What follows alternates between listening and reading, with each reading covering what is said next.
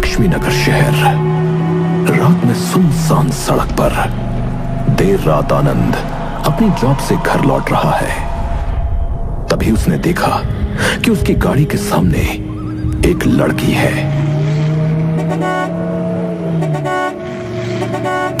अरे यार, ये हट क्यों नहीं रही? आनंद ने ब्रेक्स लगाए क्योंकि वो लड़की गाड़ी के बिल्कुल सामने आ गई। लड़की गाड़ी के सामने खड़ी थी। अंधेरा हो रहा है, पर गाड़ी की हेडलाइट्स की वजह से आनंद उसे देख पा रहा है।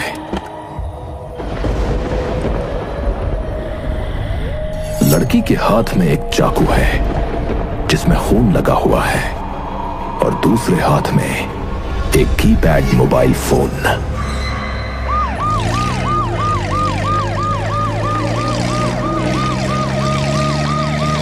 पुलिस मौका वारदात पर पहुंचती है। आनंद ने पुलिस को बुलाया है। उस लड़की को पुलिस ने पकड़ लिया है। आनंद से पुलिस पूछताछ करती है। हाँ जी, तो आनंद जी, ये लड़की बस आपकी कार के आगे आकर खड़ी हो गई और आप इसे नहीं जानते कि ये कौन है और ये यहां क्या कर रही थी? जी ऑफिसर, इसके हाथ में एक खंजर था जिसमें खून लगा हुआ था और दूसरे हाथ में एक फोन था। हाथ में फोन? फोन तो हमें उसकी पैंट की पॉकेट में मिला है और हमने इसके पेरेंट्स को भी फोन कर दिया है। अभी सदमे में है और कुछ बताने की हालत में नहीं है। मगर मैंने फोन इसके हाथों में ही देखा था, बाद में इसने अपनी पॉकेट में रखा होगा। कोई बात नहीं आनंद, धन्यवाद, आपने हमारी मदद की। आप चाहें तो अब जा सकते हैं। आगे जो भी होगा मैं आपको अपडेट कर दूंगा। आनंद अपनी गाड़ी में बैठकर अपने घर के लिए वहां से निकल गया। तभी हमें दिखता है कि गाड़ी की बैक सीट में वही फोन रखा हुआ है जो उस लड़की के हाथ में था और आनंद को पता भी नहीं।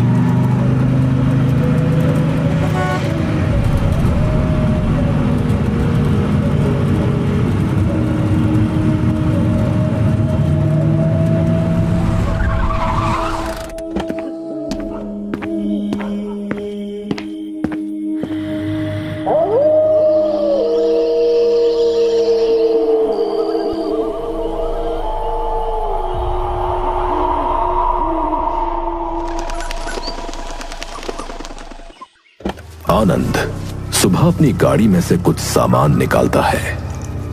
तभी उसे वो कीपैड मोबाइल फोन गाड़ी की बैक सीट पर दिखता है। अरे, ये किसका फोन है? ये फोन तो खराब है, लगता है किसी के सामान के साथ कार में आ गया। चलो रख लेते हैं, ठीक करवा के देखते हैं।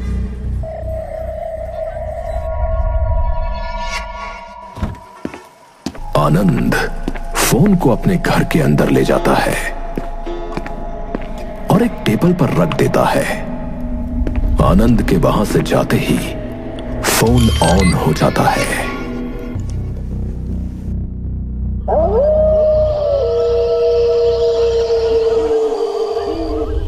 देर रात आनंद अपने दोस्त लक्ष्य से बातें कर रहा है। अबे कल मिलेगा ना? हाँ भाई, आऊंगा कल, बोल तो दिया यार। या बता, बियर पिला रहा है तो अभी आ जाऊं? ना भाई, अपने घर बैठ तू, रीमा से बोल, वो पिलाएगी। अबे रीमा तो कीमा भी नहीं खिलाती। आनंद और लक्ष्य जोर जोर से हंसने लग जाते हैं। तभी आनंद को एक फोन की रिंग सुनाई देती है जो उसके बाथरूम से आ रही है।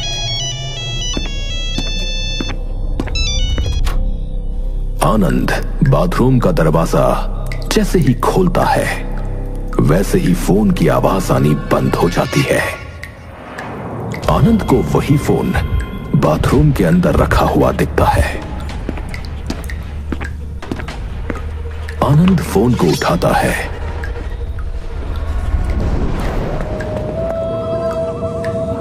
आनंद पीछे घूमकर देखता है पर वहां कोई नहीं होता। शायद मेरा वहम हो, मुझे अब सो जाना चाहिए।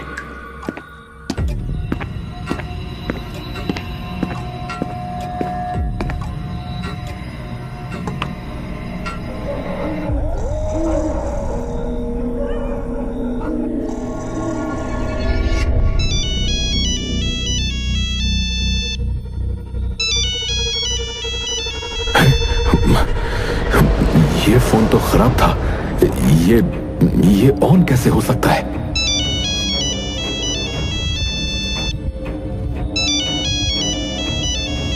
कॉल पर किसी का नाम नहीं आ रहा होता और ना ही नंबर।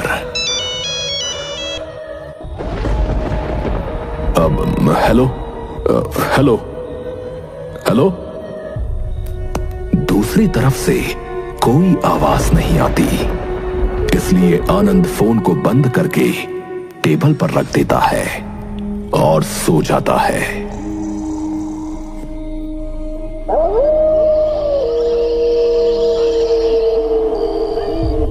लेकिन थोड़ी देर बाद आनंद के ऊपर खून टपकने लग जाता है। वो ऊपर देखता है तो एक लड़का उसके पंखे पर लटका हुआ है, जिसका मुंह खून से लथपथ है और कपड़े फटे हुए। वो सीधा आनंद के ऊपर कूद जाता है।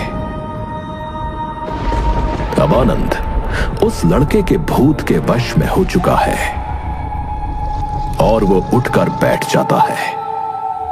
उसकी आंखें लाल हैं। वो अपने दोस्त लक्ष्य को मैसेज करता है।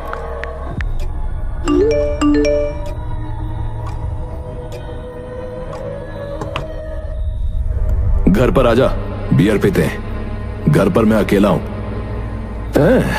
ठीक है बेटा, आ रहा हूं। वैसे भी तो कभी इतनी आसानी से पिलाता भी नहीं है। लक्ष्य आनंद के घर चला जाता है।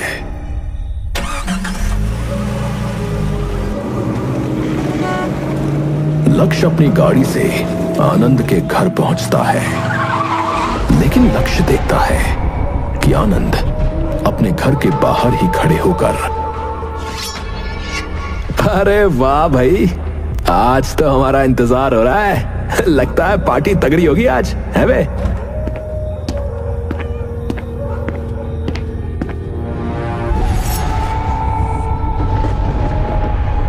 आनंद लक्ष्य के ऊपर उछलकर अटैक करता है।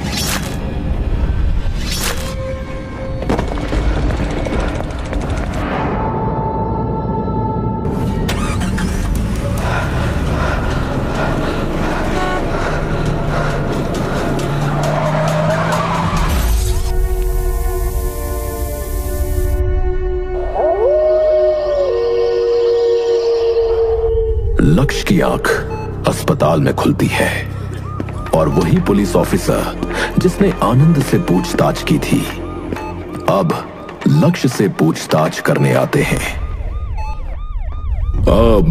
हेलो लक्ष्य जी, उम्मीद करता हूं आप अब बेहतर महसूस कर रहे होंगे। मैं जानना चाहता हूं कि आप पर यह हमला किसने किया? आनंद, उसने मुझ पर हमला किया चाकू से, और उसके हाथ में एक फोन भी था। फोन? ऐसी ही एक शिकायत कल भी आई थी मेरे पास, जिसमें आनंद नाम के एक आदमी ने एक लड़की के हाथ में छुरी और फोन देखा था। क्या आप अपने दोस्त आनंद की कोई तस्वीर दिखा सकते हैं? लक्ष्य अपने फोन में आनंद की तस्वीर दिखाता है। ऑफिसर हैरान हो जाता है। अरे, ये तो वही आनंद है जो कल मुझे मिला था, पर इसने ऐसा क्यों किया? आप आराम कीजिए लक्ष्य जी, मैं आनंद के घर पर जाकर उसको गिरफ्तार करता हूं।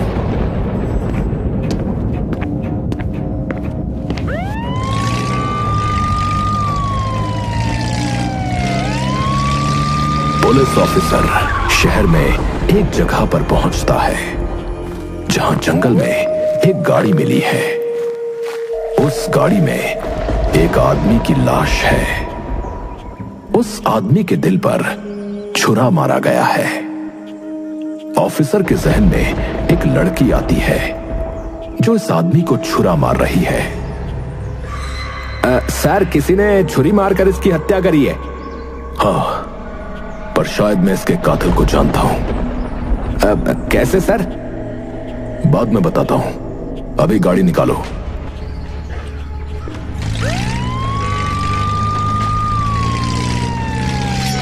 पुलिस ऑफिसर पुलिस स्टेशन पहुंचता है, जहां वो लड़की लॉकअप में जो पुलिस वाले को मिली थी। पुलिस ऑफिसर उससे बात करता है। देखो, मैं जानता हूं तुमने अपने बॉयफ्रेंड को मार दिया है और तुम्हें इसकी कड़ी से कड़ी सजा मिलेगी। मुझे तुम्हारी बॉयफ्रेंड की लाश मिल गई है और उसकी लाश के पास तुम्हारे कान की एक बाली भी। गाड़ी भी तुम्हारे नाम पर ही है, पर मैं जानना चाहता हूं कि तुमने उसको क्यों मारा। साक्षी, तुम जानना चाहते हो? हाँ, बताओ। साक्षी पागलों की तरह हंसने लगती है। स्टेशन की लाइट्स जलने बुझने लगती है, हवाएं जोर से चलने लगती हैं। सब मरेंगे। स्टेशन के दरवाजे अपने आप बंद होने लगते हैं।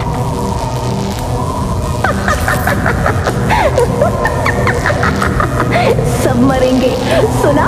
सब मरेंगे।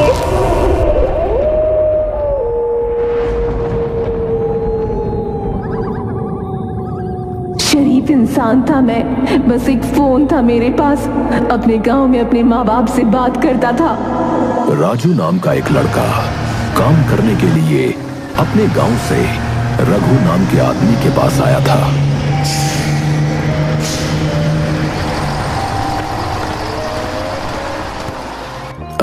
आप रघु हैं क्या? आपसे नौकरी की बात हुई थी। रघु राजू नाम के लड़के को काम पर रख लेता है। रघु राजू से अपने ढाबे का सारा काम करवाता है।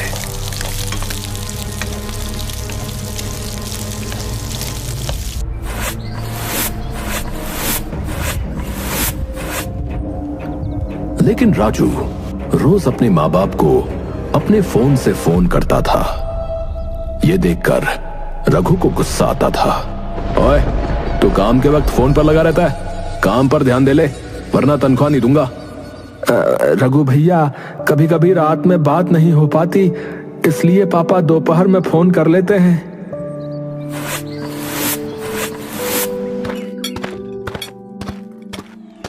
रघु एक दिन राजू का फोन छीन कर रख लेता है और दिन भर का काम करने के बाद भी उसको फोन नहीं देता। एक हफ्ते तक रघु राजू को फोन नहीं देता और जब राजू रघु को धमकी देता है, साहब, आपके पास मुझे काम नहीं करना। मैंने जो है अपने मम्मी पापा से काफी दिन से बात नहीं करी। आप मेरा फोन दे दो, नहीं तो मैं पुलिस में कंप्लेंट कर दूंगा। क्या बोला रे? तू मेरी कंप्लेंट करेगा? है बे? रघु राजू को थप्पड़ मारना शुरू कर देता है। फिर राजू को गिराकर उसको लातें मारने लग जाता है। रघु उसको इतनी लातें मारता है कि राजू का वहीं दम टूट जाता है। रघु एक छुरा निकालता है और राजू की छाती पर उससे कई बार वार करता है, जिससे राजू का मरना तय हो जाए। उसके बाद रघु राजू की लाश को जंगल में ले जाकर जला देता है।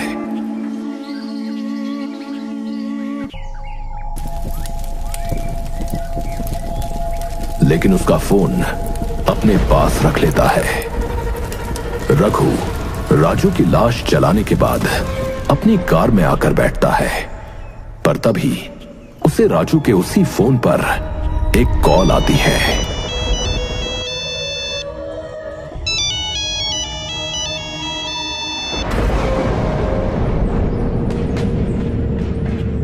रघु गाड़ी स्टार्ट करके गाड़ी को तेज चलाता है, पर अचानक से राजू का भूत गाड़ी के सामने आ जाता है और रघु की गाड़ी रोड से भटक जाती है।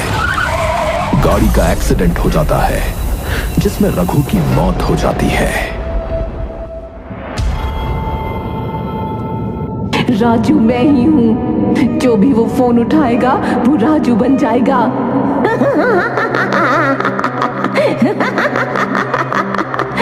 तू भी मरेगा, वो आ रहा है।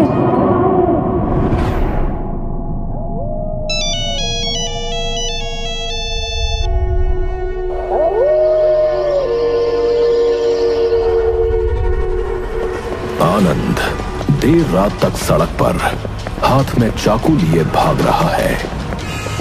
उसके पीछे ट्रक कार तेजी से जा रहे हैं, पर उसे फर्क नहीं पड़ रहा।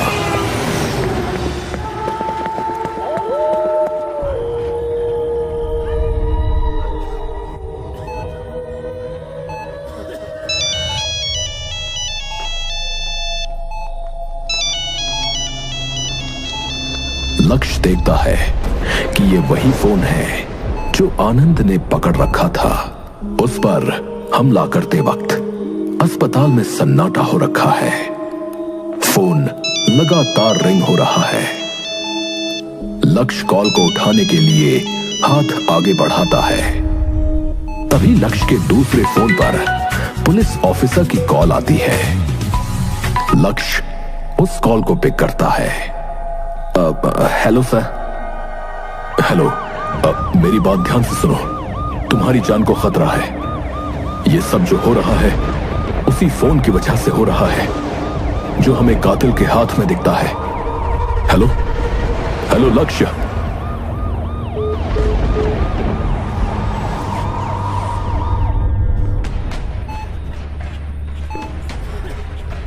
आनंद अस्पताल के अंदर आ जाता है। उसके हाथों में एक छुरी है। वो पागलों की तरह लक्ष्य को ढूंढ रहा है। अस्पताल में रात में कोई नहीं है।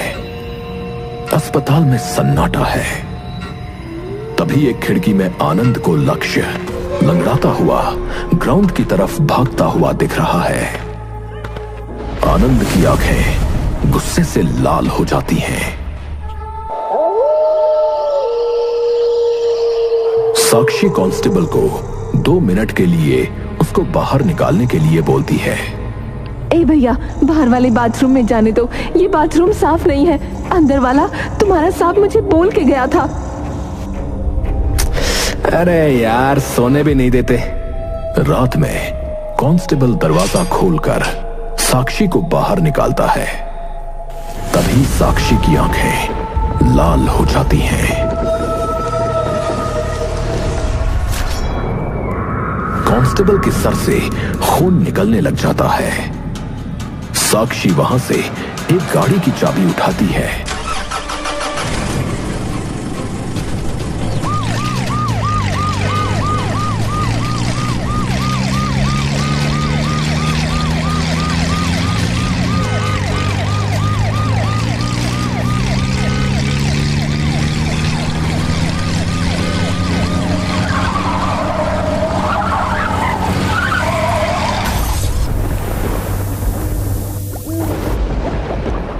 लक्ष्य को दूर से कार गिरती हुई दिखती है और वो धीरे धीरे उसकी तरफ जाने लगता है। आनंद भी कार की तरफ जाने लगता है।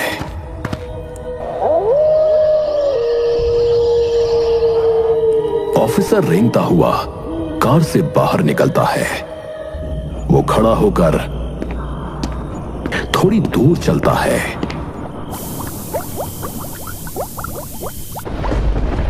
तभी उसको सामने साक्षी और आनंद खड़े हुए मिलते हैं।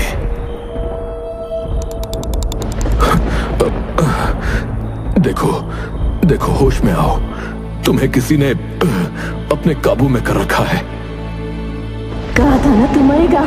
जो भी मुझसे पंगा लेगा वो मरेगा। साक्षी और आनंद जोर से हंसते हैं। सब मरेंगे। सब मरेंगे। सुना, सब मरेंगे। तो यही है ना तुम्हारी लाइफलाइन। इसी की वजह से भटक रहे हो यहां से वहां। अब बचना है तो आओ और भीख मांगो। लक्ष्य लाइटर जलाकर पेट्रोल पर उसे फेंकता है। वहां आग लग जाती है। नहीं नहीं, ऐसा मत करो, हमें माफ कर दो। हाँ, हमें माफ कर दे, हम तुझको कुछ नहीं करेंगे। तुम भूतों पर कैसे भरोसा करो? लक्ष्य फोन को उस आग में फेंक देता है। साक्षी और आनंद भी चिल्लाते हुए उस आग में कूदकर जल जाते हैं। एक कबाड़ी वाला एक कार के स्क्रैप को तोड़ रहा है, तभी उसको यही कीपैड वाला फोन मिलता है।